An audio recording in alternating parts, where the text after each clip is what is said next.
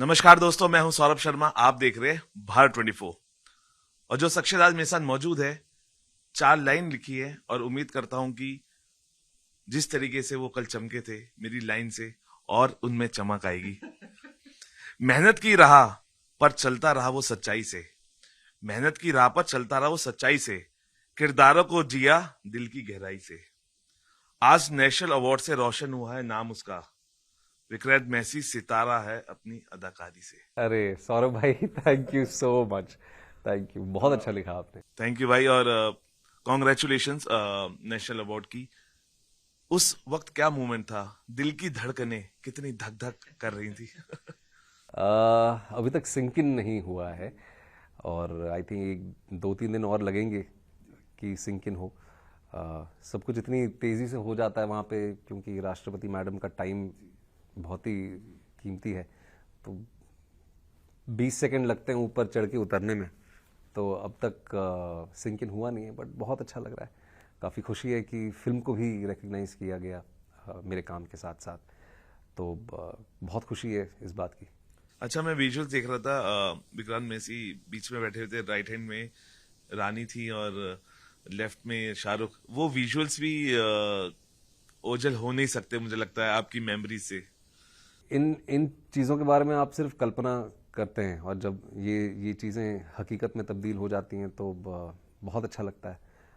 Mohanlal sir भी थे, राष्ट्रपति मैडम सामने थी, इतने बड़े बड़े लोगों के साथ बैठने का मौका मिला, उनके साथ वो समय बिताने का मौका मिला, तो बहुत खुशी है इस बात। अच्छा भाई, क्योंकि शाहरुख होते क्योंकि ही ऑलवेज उनको जाना जाता है, वो बहुत कॉम्प्लीमेंट्स देते हैं जब आप सामने होते हैं।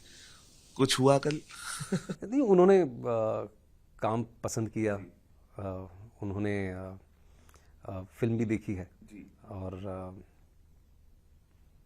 उन्होंने काफ़ी प्रशंसा की फिल्म की, काम की, और काफ़ी प्रोत्साहन हमेशा उन्होंने दिया है, और तो अच्छा लगा, बहुत अच्छा लगा। आई मीन, अब तक जैसे मैं कह रहा हूँ, अब तक सिंक इन हुआ नहीं है। ये जो सवाल आप पूछ रहे हैं, वो प्रोसेस करने में थोड़ा समय लग रहा है मुझे।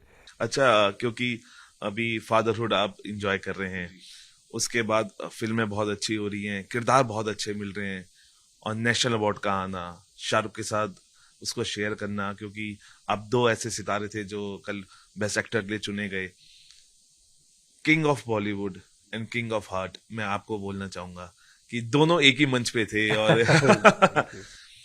तो आपको लगता है कि ये विक्रांत ने उस जगह अपनी जगह बनाई है जब बहुत कम लोग, मुझे लगता है कि फिट हो पाते हैं, और वो ऑडियंस के बीच और ऑडियंस के दिलों में है। देखिए, अभी जर्नी बहुत लंबी है। आई एम जस्ट 38, अभी करियर शुरू हुआ है। तो जगह बनाई है या नहीं बनाई है, मतलब वो ये इस तरह से मैं इवैल्यूएट नहीं करता। मुझे खुशी इस बात की है कि मैं वो कर पा रहा हूँ जो मैं करना चाहता हूँ, और अनफॉर्चुनेटली बहुत लोग हमारी दुनिया में वैसे हैं जो वो नहीं कर पाते हैं। वो प्रिविलेज बहुत कम लोगों को मिलता है। मैं हमेशा एक्टर बनना चाहता था, और मैं कहानियाँ कहना चाहता था, मैं वो कर पा रहा हूँ, तो वही मेरे लिए एक बहुत बड़ी चीज़ है। भाई, आपके करियर का ये जो अवार्ड है, सम्मान है, ये आपकी निजी जिंदगी, मेहनत और संघर्ष की जीत है। Thank you so much sir. और ये प्रिविलेज जिसकी मैं बात कर रहा हूँ, ये सिर्फ मेरे संघर्ष की जीत नहीं है।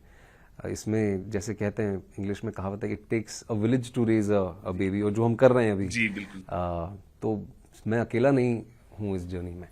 बहुत से लोगों ने मेरा साथ दिया है, मेरे तमाम राइटर्स ने, डायरेक्टर्स ने, प्रोड्यूसर्स ने, मेरे मैनेजर्स ने, ये सब दिन रात मेहनत करते हैं। तो सिर्फ एक शख्स की वो जीत नहीं होती। एक जो पजल जिसे हम कहते हैं, अगर उस पजल में से एक पीस भी अगर निकल जाए तो वो सक्षम नहीं होता। भाई, आज आपके चाहने वाले कह रहे हैं सपने सच होते हैं, लेकिन आपके लिए इस अवार्ड के पीछे सबसे बड़ा सपना क्या था? बढ़िया लिख के आए सर आप, बहुत अच्छा लिखते हैं आप। इस अवार्ड के पीछे सबसे बड़ा सपना क्या था? ये पुरस्कार ही एक सपना था।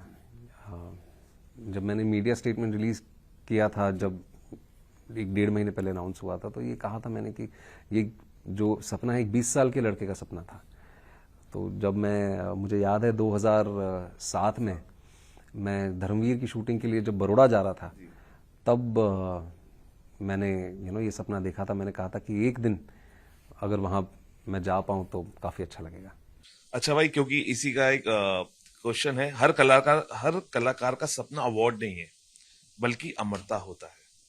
क्या आपको लगता है कि नेशनल अवार्ड आपके काम को अमर बना देगा? देखिए, उम्मीद तो है, और ये अमर वर्ड बहुत हेवी है, बट एक आर्काइवल वैल्यू, जो एक रिकॉल वैल्यू होती है कहानियों की, मैं वो अपनी कहानियों, अपनी फिल्मों के जरिए चाहता हूँ कि सिर्फ बॉक्स ऑफिस से उसको ना आंका जाए, उसकी पॉपुलैरिटी से उसको ना आंका जाए, क्योंकि कहानियों का एक जो प्रभाव समाज पे पड़ता है वो अमर होता है। आज भी बहुत सी ऐसी फिल्में हैं जो 50-50 साल पहले बनी है, पर आज भी हम अपने घरों में बैठ के वो फिल्में किसी कारण देखते हैं। हमको ये नहीं पता है कि उन्होंने कितने पैसे कमाए थे। तो जो रियल पर्पस होता है स्टोरी टेलिंग का, अगर वो अचीव कर पाए तो अच्छा लगेगा। लेकिन इतना जरूर है, ऑडियंस का प्यार आपके लिए अमर प्रेम है। आई होप, क्योंकि और वो है भी, सच है भी, क्योंकि जैसे मैंने कहा कि सफ़र अभी शुरू हुआ है, लेकिन 21 साल बीत चुके हैं। तो उम्मीद ये है कि अगले 21, 30, 35 साल जो मैं करना चाहता हूँ उसमें आप सबका साथ बना रहे। भाई फिंगर क्रॉस। अक्सर कहा जाता है कि अवार्ड सिर्फ ट्रॉफी नहीं बल्कि जिम्मेदारी होते हैं। आपके लिए ये जिम्मेदारी किस रूप में सामने आती है? बिल्कुल, ये बहुत बहुत अच्छा कहा आपने कि ये एक जिम्मेदारी है। तो ये जो प्रिविलेज मिला है, ये जो मंच मिला है, जैसे मैंने कहा, वो काम कर पा रहा हूँ जो मैं करना चाहता हूँ, तो लोगों की ज़ुबान बनना चाहता हूँ, मैं उनको रिप्रेजेंट करना चाहता हूँ। और ये बहुत ही खूबसूरत मीडियम है सिनेमा, ये बहुत ही इन्फ्लुएंशियल मीडियम है। तो अगर इस प्रिविलेज को, जो जैसे मैंने कहा कि मेरे अकेले का कमाया हुआ नहीं है, इसमें मेरी टीम का, जनता का, आपका, सबका उतना ही साथ है, तो अगर इस प्रिविलेज को मैं यूटिलाइज कर पाऊँ, अगर जाके 12th फेल जैसी कहानियाँ या सेक्टर 36 जैसी कहानियाँ अगर मैं कह पाऊँ, एंटरटेनमेंट के साथ साथ अगर थोड़ा कुछ लोगों को इंस्पायर भी कर पाऊँ तो अच्छा रहेगा। लोग आपको कॉमन मैन ऑफ सुपरस्टार कहते हैं। क्या यही इमेज आपकी सबसे बड़ी ताकत बनी? आई होप ये सच है। आई डोंट नो, मुझे समझ में नहीं आती ये सारी चीजें। अच्छा भाई, छोटे पर्दे से बड़े पर्दा तक कई एक्टर्स खो जाते हैं। आपको क्या लगता है आपकी सबसे बड़ा बैक थ्रू क्या रही?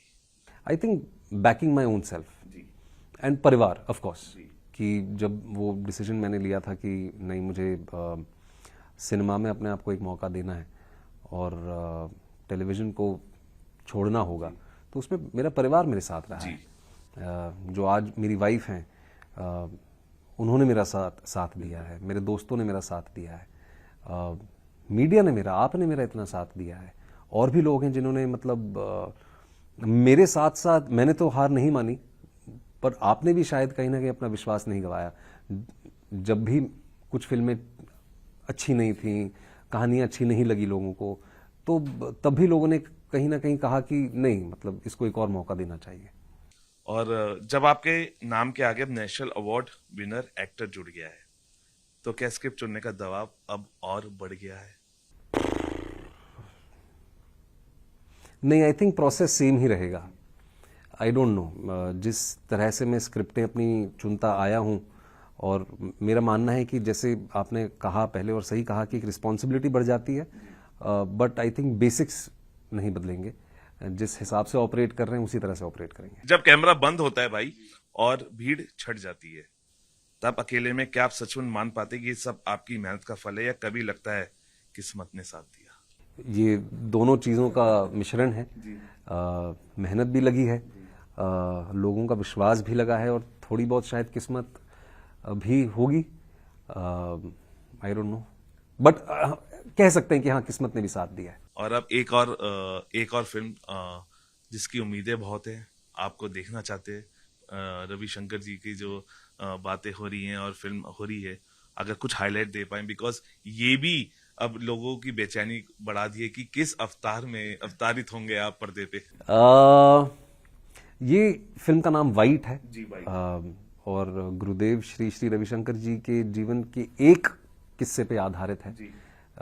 लैटिन अमेरिका में, साउथ अमेरिका में, कोलंबिया में जब सिविल वॉर चल रही थी, तो वहाँ पे किस तरह से जो इंडियन सॉरी, वहाँ पे किस तरह से जो उनकी अपनी फिलॉसफी है और जो सदियों पुरानी भारतीय फिलॉसफी है of non violence, of forgiveness, of charity, तो उन वैल्यूज़ पे ये फिल्म आधारित है। तो वहाँ जाके उन्होंने जब ये पीस इनिशिएट किया, किस तरह से किया, वहाँ किस तरह से उन्होंने जाके पीस इनिशिएट किया, और अनफॉर्चुनेटली हम आज भी उस दौर में जी रहे हैं जहाँ पे अगर हम अपने आसपास देखें तो वायलेंस, वॉर आज भी हो रहा है। हम वर्ल्ड वॉर 1 से वर्ल्ड वॉर 2 से अगर हम सिर्फ अपने ही देश की बात करें तो आज़ादी के टाइम से हम आज भी बहुत कुछ सीखना बाकी है हमें। तो जो ह्यूमन कॉस्ट ऑफ वॉर होती है उस विषय पे ये फिल्म है, which is very universal in nature. बिल्कुल भाई, थैंक यू, आपने हमसे बात की। और एक बार और कॉन्ग्रेचुलेशंस, क्योंकि हर चीज मायने रखती है। और अब आपने अपना जो पाथ ढूंढा है और कारवा जो जुड़ता जा रहा है, अभी और भी जुड़ना है और बहुत चलना है। जाते जाते हम यही कहेंगे भाई कि कला के मंदिर में नाम तुम्हारा गूंजा है। विक्रांत मैसी, आज हर दिन ने तुम्हें अपना हीरा समझा है और ये हीरा ऐसे ही चमकता रहे पर्दे पर। और हम उस चमकते हीरे के सामने ऐसे बैठ के एक बार फिर इंटरव्यू करें जब आपकी एक और फिल्म रिलीज होगी जिसके बारे में भी चर्चा होगी। थैंक यू सौरभ भाई, it's always a pleasure chatting with you. Thank you so much. फिलहाल अभी के लिए इतना ही। आप बने रहिए भारत 24 के साथ।